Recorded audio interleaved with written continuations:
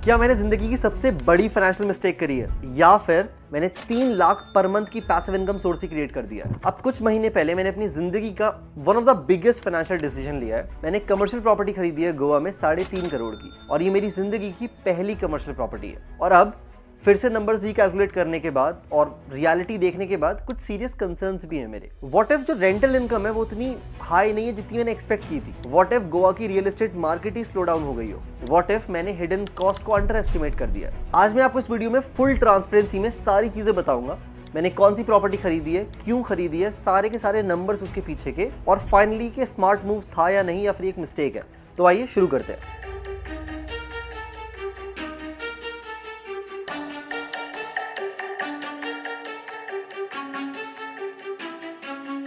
अब ज्यादातर लोगों को ऐसा लगता है कि रियल एस्टेट का मतलब है घर खरीदना, बस घर खरीदते जाओ, यही रियल एस्टेट है। बट रियलिटी में commercial real estate is much better. ये आपको बेहतर रिटर्न देता है और शायद लॉन्ग टर्म में आपकी ज्यादा वेल्थ भी क्रिएट करता है। तो इस वीडियो में इन 4 चीजों के बारे में आपको बताऊंगा मैं। सबसे पहले मैंने क्यों ये गोवा में प्रॉपर्टी खरीदी है, दूसरी बात कैसे मैं इसको मोनेटाइज करूंगा, उसके बाद एक्सपेक्टेड इनकम क्या थी मेरी और रियलिटी क्या है इस टाइम, और फाइनली क्या आपको भी गोवा के रियल एस्टेट में इन्वेस्ट करना चाहिए। अगर आपने जिंदगी में कभी भी रियल एस्टेट से पैसिव इनकम सोर्स क्रिएट करने का सोचा है तो वीडियो आपके लिए ही है। प्लीज ये वीडियो एंड तक देखना ताकि आपको पूरी एंड टू एंड डिटेल समझ में आ जाए। तो आइए अब शुरू करते हैं। अब सबसे पहले बात कर लेते हैं मैंने क्यों ये प्रॉपर्टी खरीदी है। अब मेरा सबसे बड़ा रीजन गोवा के रियल एस्टेट में इन्वेस्टमेंट करने का ये है, वो है टूरिज्म और टूरिज्म ग्रोथ जो होता जा रहा है। अब दुनिया भर के लोग आपको बताएंगे कि इस साल तो गोवा में कुछ हुआ नहीं था, मतलब 2024 में ये बीच खाली था, वो बीच खाली था, सारी की सारी फालतू बातें। और मैं आपको डेटा से प्रूव करता हूँ ये बात। अगर मैं 2023 की बात करूँ, 2023 के अराउंड गोवा में क्या लगता है वो कितने लोग, कितने टूरिस्ट जाते हैं गोवा में? अप्रॉक्सीमेटली 86 लाख लोगों ने गोवा विजिट किया था 2023 में, और 2024 में ये नंबर किया था 1 करोड़ प्लस, ऑलमोस्ट 1 करोड़ 4 लाख। ये टोटल टूरिस्ट का डेटा है, और आप वेरीफाई कर लो गोवा टूरिज्म में जाके, दुनिया भर की जगह ऑप्शन है आप वेरीफाई करने के लिए। ऑलमोस्ट 21 से 22% का ग्रोथ टोटल टूरिस्ट में। और अगर मैं आपको फॉरेन टूरिस्ट की बात करूँ ना, तो 2022 में अप्रॉक्सीमेटली 1.25 लाख के अराउंड आए थे, और 2023 में ये 160% बढ़ के 4.5 लाख टूरिस्ट थे, और 2024 में भी अप्रॉक्सीमेटली 4,80,000 के अराउंड फॉरेनर्स ने विजिट किया है गोवा। और अगर मैं सिर्फ दिसंबर की बात करूं, दिसंबर 2024 की पीक सीजन की, हर एक दिन 200 प्लस फ्लाइट्स लैंड कर रही थी गोवा में। आप सोच के देखो कितने टूरिस्ट डेली यहाँ पे आते हैं। अब ये मैटर क्यों करता है?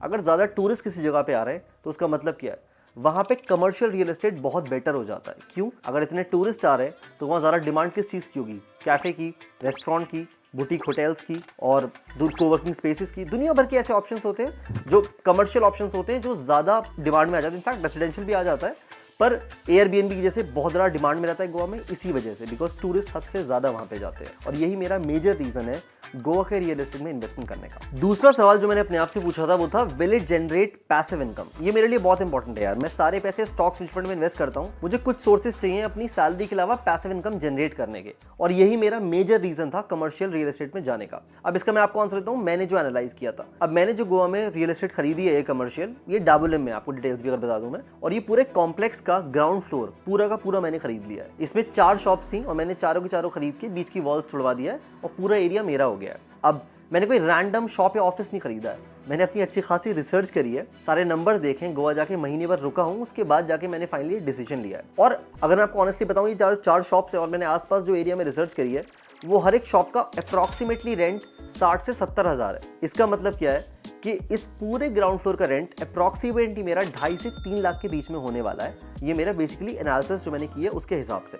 अब अगर 3 लाख पर मंथ की पैसिव इनकम मुझे जनरेट करके देता है तो मेरे लिए बहुत बेहतरीन है, और दैट टू 3.5 करोड़ का इन्वेस्टमेंट है। मैं आपको डिटेल्स और बताऊंगा, पर काफी अट्रैक्टिव बना देता है वैल्यूएशन को ये, अगर मुझे 3 लाख पर मंथ का रेंट मिलता है इसमें से। और तीसरा मेरा सबसे बड़ा रीजन इस इन्वेस्टमेंट का ये है, डाइवर्सिफिकेशन। मैं हमेशा अपने चैनल में सिखाता हूं लोगों को कि डाइवर्सिफिकेशन बहुत इंपॉर्टेंट है, अगर आप स्टॉक मार्केट में हो तो भी, और ओवरऑल आपके एसेट क्लासेस में भी। अब अगर आप मेरा चैनल देखते हो पिछले 1 साल से, आपको पता होगा मैं सारे पैसे, ऑलमोस्ट सारे पैसे इन्वेस्ट करता हूँ स्टॉक्स में, म्यूचुअल फंड्स में, ईटीएफ्स में। और क्योंकि वो पोर्टफोलियो बहुत ज्यादा बड़ा हो गया था मेरा, तो काफी रिस्क बढ़ता जाता है। और मैं हमेशा हर एक को सिखाता हूं, मैं कोई ऐसा नहीं हूं कि स्टॉक्स का लवर नहीं हूं कि मैं सिर्फ स्टॉक खरीदूं। हालांकि मैं बिलीव करता हूं सबसे ज्यादा स्टॉक्स, ईटीएफ, म्यूचुअल फंड्स में, पर उसके बाद भी अगर पोर्टफोलियो बड़ा होता रहता है तो मुझे डाइवर्सिफाई करना बहुत इंपॉर्टेंट है मेरे लिए। अब मेरा आइडियल गोल क्या है, मुझे 60% अपने टोटल अमाउंट रखना है स्टॉक्स, ETF और म्यूचुअल फंड्स में। 10% कैश में रखना चाहता हूं जिसको यूज करता हूं जब मैं मार्केट क्रैश कर जाती है डिप्लॉय करने के लिए, और जो रिमेनिंग 30% है वो मेरा रियल एस्टेट का एरिया है। और इस इन्वेस्टमेंट के बाद मैं ऑलमोस्ट वहां पे आ गया हूं। अब मेरा 30% आ गया रियल एस्टेट में, 60% के अराउंड मेरा अभी भी स्टॉक्स और ETFs में है, और 10% कैश में होल्ड कर रहा हूँ।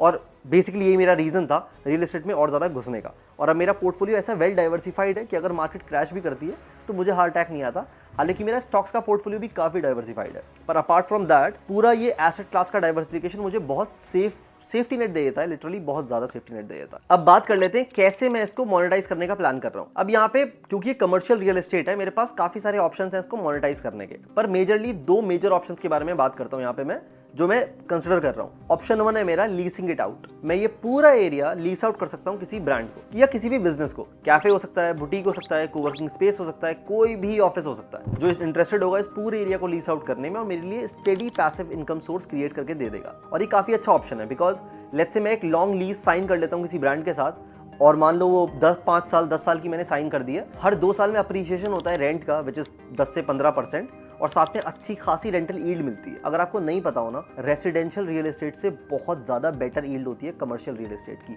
अगर प्रॉपर्टी आपकी अच्छी है तो।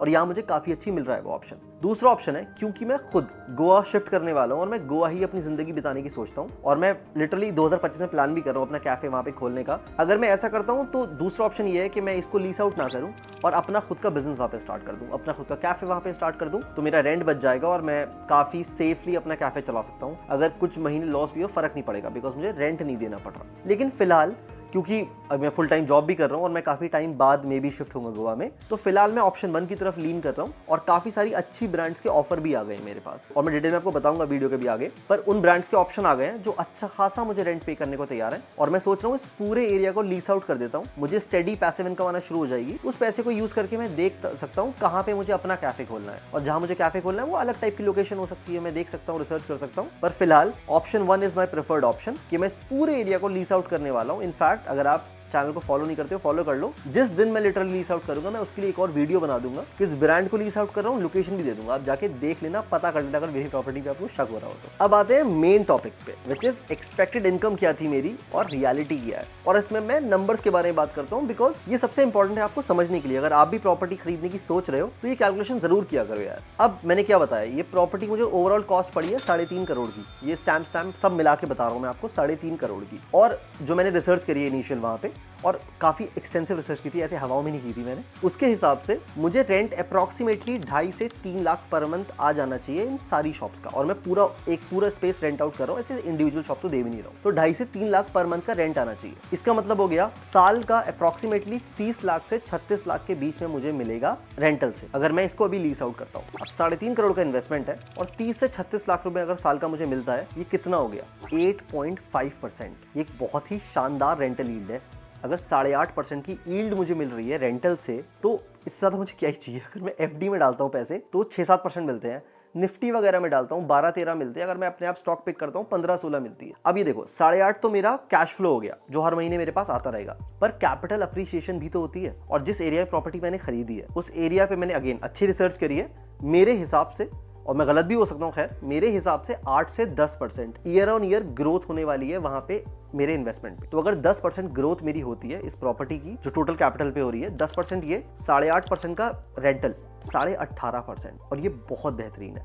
इस स्टॉक से निकालना भी काफी मुश्किल हो जाता है। 18.5% नामुमकिन नहीं है पर मुश्किल हो जाता है। और अगर मुझे 18.5 रियल एस्टेट मिल रही है तो मेरी लॉन्ग टर्म वेल्थ भी क्रिएट हो रही है, साथ में मेरा कैश फ्लो भी आ रहा है, तो मेरे लिए बहुत बेहतरीन हो गया ये तो मेरी वो इनिशियल रिसर्च है जिसके बेसिस पे मैंने ये प्रॉपर्टी खरीदी है। अब मेन बात भी कर लें कि रियलिटी क्या है, और ये ज्यादा इंपॉर्टेंट है आपके लिए समझना, बिकॉज अक्सर हम जो सोचते हैं वो रियलिटी में होता नहीं है, और मेरे साथ भी कुछ थोड़ा सा तो ऐसा ही हुआ है। तो अभी रियलिटी क्या है, यहाँ पे 2 मेजर प्रॉब्लम्स मुझे आ रही हैं जो मैंने एक्सपेक्ट नहीं की थी। सबसे पहली बात है, टेनेंट ढूंढना आसान नहीं है यार, क्योंकि मेरी काफी प्राइम लोकेशन है। मुझे लग रहा था मैं खरीदूंगा और खरीदते बिजनेस एकदम लाइन अप कर जाएंगे मेरे पास कि सर हमें दे दो हमें दे दो। ऐसा कुछ नहीं हो रहा, ऐसा लिटरली कुछ नहीं हो रहा। कुछ महीने कोई नहीं आया है रेंट के लेने के लिए भी, और काफी महीने हो गए वो खाली है, काफी महीनों से खाली है, पर कोई बात नहीं, वो तो खैर उम्मीद की थी मैंने, पर ज्यादा इतनी लंबी उम्मीद नहीं की थी कि काफी ज्यादा खाली है। दूसरी बात है, अच्छे खासे बिजनेस आए हैं मेरे पास और वो इतनी बुरी तरीके से निगोशिएट करते हैं ना, मैं आपको बता नहीं सकता। जो मैंने एक्सपेक्ट किए थे नंबर्स वो तो मीट नहीं हो पा रहे हैं और वो दुनिया भर का निगोशिएशन कर रहे हैं कि हमें ये करना है, आप रेवेन्यू शेयरिंग मॉडल में आ जाओ, इसमें आ जाओ, उसमें आ जाओ। और तीसरा, बिजनेस आते हैं बहुत सारे जो निगोशिएट करते हैं ये बात बोल के कि गोवा तो सीजनल है सर, गोवा में मेजरली टूरिस्ट आते हैं वही अक्टूबर नवंबर दिसंबर जनवरी फरवरी 5-6-7 महीने आते हैं, बाकी टाइम तो एकदम मरा हुआ रहता है। तो इस टाइम का रेंट आपको हम ज्यादा दे देते हैं पर बाकी टाइम आपको रेंट इतना नहीं देंगे, जो अगेन मेरी रेंटल यील्ड को इफेक्ट कर रहा है। तो ये मेरी पहली प्रॉब्लम है जो मैंने खरीदने के बाद अब नोटिस कर रहा हूँ कि जो बहुत मुश्किल होता जा रहा है मुझे टेनेंट ढूंढना और अच्छा टेनेंट ढूंढना। और दूसरा है रेंटल ऑफर जो मेरे पास आया। अब सबसे पहला जो रेंटल ऑफर मेरे पास आया था वो एक रेस्टोरेंट से आया था जिसने मुझे बोला 1.8 लाख पर मंथ, जो ऑब्वियसली मेरी यील्ड को एकदम ही खराब कर देता है क्योंकि मैंने जो एनालिसिस करी है 2.5 से 3 लाख मैंने सोचा था। अगर 1.8 लाख में मुझे लीज आउट करना पड़ गया तो ये ऑलमोस्ट 70-80 हजार कम है मेरी इनिशियल एक्सपेक्टेशन से। तो ये पहला ऑफर था जो मैंने रिजेक्ट कर दिया। और दूसरा ऑप्शन जो मेरे पास यहाँ पे आ गया वो एक कॉफी शॉप है, काफी पॉपुलर ब्रांड है, नाम नहीं बता रहा मैं आपको, पर डेफिनेटली आपने उसकी कॉफी पी होगी। वो इंटरेस्टेड थे, रेंट मुझे अगेन कम दे रहे हैं, 1.7-8 लाख दे रहे हैं, लेकिन साथ में बोले रेवेन्यू शेयरिंग मॉडल पे आ जाते हैं, जो प्रॉफिट होगा उसका 30% आप रख लेना, 70% हम रख लेंगे। पर अगेन मेरे पास इतना टाइम ही नहीं है यार कि मैं उनकी बुक्स देखूं या उनका प्रॉफिट कितना हुआ है उस हिसाब से काम करूं। मुझे फिक्स्ड रेंट चाहिए और इस वजह से और डिफिकल्ट हो रहा है मेरे लिए कि एक अच्छा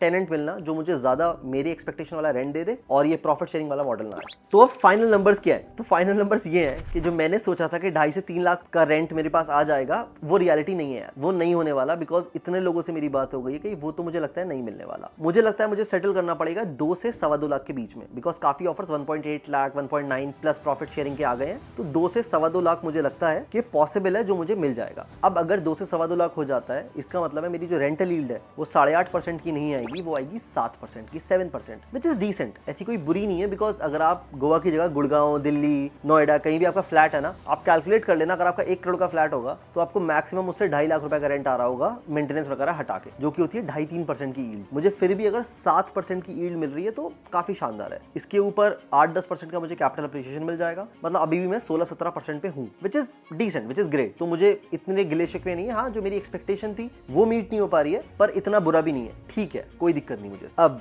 क्या आपको इन्वेस्ट करना चाहिए गोवा के रियल एस्टेट में? इसके बारे में आपको 4 पॉइंट्स दे देता हूं, मेजरली आप एनालाइज कर लेना इसके हिसाब से। सबसे पहली बात है यार, लोकेशन मैटर करती है सबसे ज्यादा। प्राइस पे मत जाना, लोकेशन पे जाना। सस्ती प्रॉपर्टी मिल रही है, बेकार लोकेशन की है, मत लेना। गोवा में तो बिल्कुल मत लेना। जो ज्यादा हॉट एरियाज हैं, जहां ज्यादा टूरिस्ट आते हैं, या फिर अगर डोमेस्टिक डिमांड भी वहां पे गोवंस की डिमांड है तो भी प्राइम एरिया है, वही लेना। मैंने ये अपनी एनालिसिस में देख लिया है। गोवा में अगर आप बेकार एरिया में लेते हो तो वो बर्बादी है। प्राइम एरिया में ही प्रॉपर्टी लेना, वही बढ़ती जाती है। अगर आप बीच के आसपास लेते हो, कैफे वैफे खोलना है तो बीच के आसपास ले लो, और अदरवाइज अगर आप डाबोलिम वगैरह में ले रहे हो तो जो प्राइम एरिया है, उनके जोड़े पॉश एरिया है, वहां पे ले लो। ये सबसे ज्यादा मैटर करता है अगर आप इन्वेस्टमेंट करने की सोच रहे हो। ये हो गई पहली बात। दूसरी बात है रेंटल यील्ड। आप जो भी प्रॉपर्टी ले रहे हो, रेसिडेंशियल या कमर्शियल, कम से कम 6% का रेंटल यील्ड होना चाहिए अगर आप गोवा में ले रहे हो, क्योंकि ये पॉसिबल है। ये नामुमकिन नहीं है गोवा में। अगर आप दिल्ली एनसीआर में कहीं लोगे तो मैं बोलूंगा 4% 5% ही मिलेगा, पर गोवा में 6 मिल जाता है। तो अगर आप गोवा ले जा रहे हो और वहां प्रॉपर्टी लेने वाले हो तो 6 से कम में सेटल मत करना। 5.5 बोल दूंगा लास्ट, अगर आप 6 नहीं मिल रहा तो 5.5 से कम में तो सेटल मत करना। अगर कमर्शियल रहे हो 6 आराम से मिल जाएगा। रेसिडेंशियल में हाँ थोड़ा डिफिकल्ट होता है 6 करना, पर 5 तो वहां भी मिल जाना चाहिए। ये हो गया दूसरा पॉइंट। तीसरा है check the demand of your property. अब अगर आप रेसिडेंशियल ले रहे हो तो ये जरूर इंश्योर करना रिसर्च करके कि उस एरिया में डिमांड है क्या रेसिडेंशियल की। अगर आप कमर्शियल ले रहे हो तो और ज्यादा रिसर्च करना कि उस एरिया में कमर्शियल की डिमांड है या नहीं है। उसके बिना तो प्रॉपर्टी मत लेना। और चौथा सबसे इंपॉर्टेंट पॉइंट, किसी लोकल लॉयर को, रियल एस्टेट एजेंट को जरूर पकड़ लेना। अपने आप से ये मत सोचना कि मैं तुर्रम खाऊं और मैं जाके खरीद लूंगा और मुझे किसी लोकल बंदे की जरूरत नहीं पड़ेगी। आपको जरूर जरूरत पड़ेगी। किसी ना किसी लोकल कनेक्शन से बात जरूर करके रखना। लोकल लॉयर हायर कर लेना, बहुत बेटर कर देता है, लाइफ आपकी बहुत ईजी हो जाएगी। अदरवाइज अच्छा खासा बड़ा इन्वेस्टमेंट होता है रियल एस्टेट में, अगर आपके इतने पैसे फंस गए तो आप बहुत परेशान हो जाओगे। तो मैंने सबसे पहला काम मैं यही करता हूँ, लोकल एक लॉयर हायर कर लेता हूँ और मैं लोकल लोगों से ज्यादा बात करता हूँ। मेरे काफी कनेक्शंस भी हैं तो अच्छा मुझे मिल जाती हैं डील्स। पर अगर आप अभी भी स्टार्ट कर रहे हो, 1 महीने के लिए जाओ, वहां रुको, लोगों से बात करो, काफी सारी रिसर्च करो, किसी एक लॉयर से बात करो, उसके बाद ही इन्वेस्टमेंट करना। ये सारी चीजें मैंने करने के बाद ही इन्वेस्टमेंट करी है, प्लीज आप जरूर करना। ऐसा मत करना कि मुझे